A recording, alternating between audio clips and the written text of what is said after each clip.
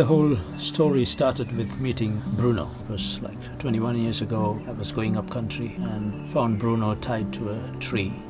I decided to help him, so I actually purchased Bruno for $20.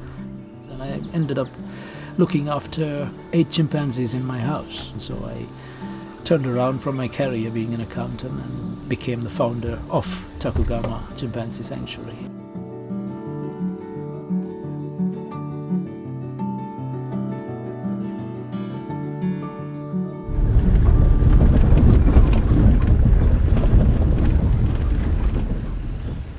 The wild chimpanzee populations for Sierra Leone, I think they estimated somewhere around 20,000 in the 1970s.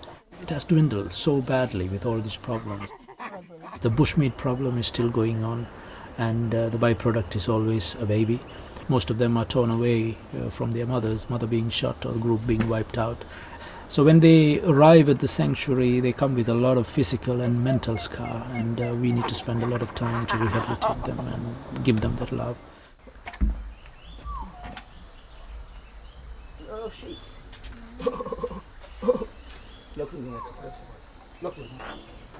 The first contact is the resident veterinarian, because they need to really see what's the condition of the chimp, to see if he's physically has any trauma, any problem, or is he very disturbed.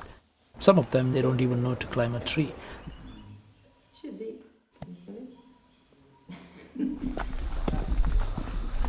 Mama Pose, she's like their mother. So she would take them out every day on walks and spend some time, teach them to climb trees and to build that confidence, because that is needed when they want to meet the other chimps.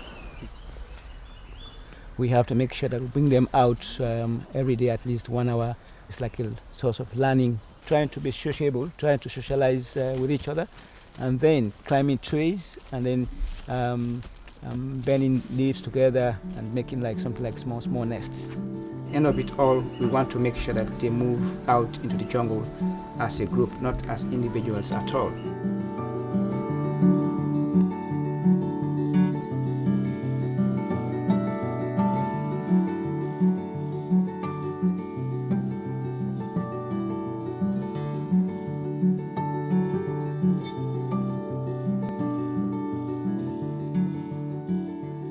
We have a resident laboratory now. As you know, the chimpanzees are very much like us, so constantly we need to check their problems as well.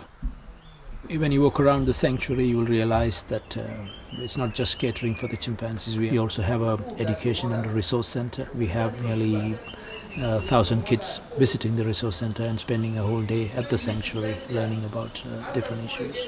At the age of 5-6 years, baby chimps begin to go away from their mothers.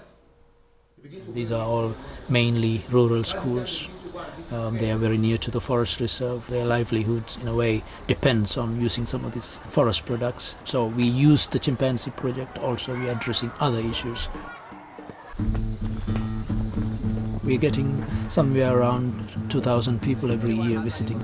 Most of the decision makers in the government circles, they are given the opportunity and encouraged to come here.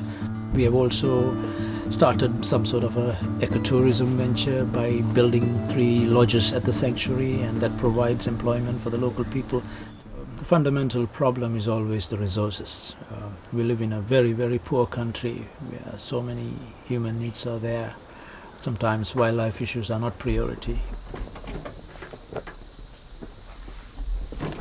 We do our best to generate some of the funds needed to keep the project going, but obviously we can go further and we can do a lot more. This only comes from partnership from the outside. To secure the future of the wild chimpanzee populations needs planning and a systematic approach. We have just completed our nationwide survey and census of wild populations. This has given us very encouraging news. The current estimate stands around 5,500 chimpanzees.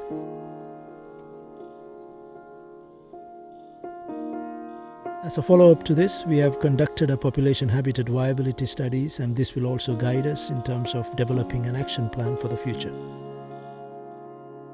Chimpanzees belong to the forest, and anything affecting the forest affects the chimpanzees. We we are using the chimpanzee as a flagship species to see how we can protect these remaining areas. I think our main overall aim and goal would be making the government and the people to realize these conservation issues and to protect the natural habitats of Sierra Leone and the wildlife within for the future.